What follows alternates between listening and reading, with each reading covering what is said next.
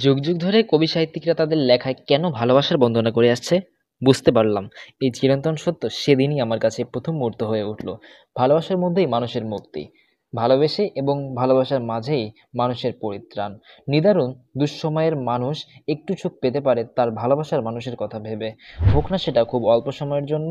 যখন একজন মানুষের কোনো আশা থাকে না, সবকিছুই তার বিরুদ্ধে চলে যায়, যখন সে একা হয়ে পড়ে, চরম নিঃসঙ্গতায় ভোগে, যখন কষ্ট স্বীকার করা ছাড়া তার অন্য কোনো পথ খোলা থাকে না, তখন প্রিয়জনের কথা ভেবে সে বাঁচার প্রেরণা পেতে পারে।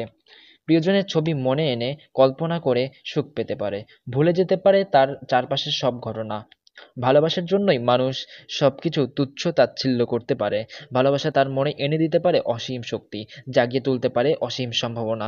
জীবনে প্রথমবারের মতো বুঝতে পেরেছিলাম এই লাইনটার কথা। লাইনটি ছিল, ফেরেশতা অসীম শক্তিকে ভালোবেসে নিজেকে বিলীন করে দেয়। আসসালামু আলাইকুম, আমি ফেরদৌস গাজী ছিলাম এতক্ষণ আপনাদের সাথে। আপনারা দেখছেন ইকো অফ বুকস। এতক্ষণ আপনারা শুনলেন ম্যানস সার্চ ফর মিনিং এর একটি ভালোবাসার সেন। পুরো এই গল্পটি জানতে চোখ রাখুন ইকো অফ বুকস ইউটিউব চ্যানেলে। ধন্যবাদ ভিউয়ার্স।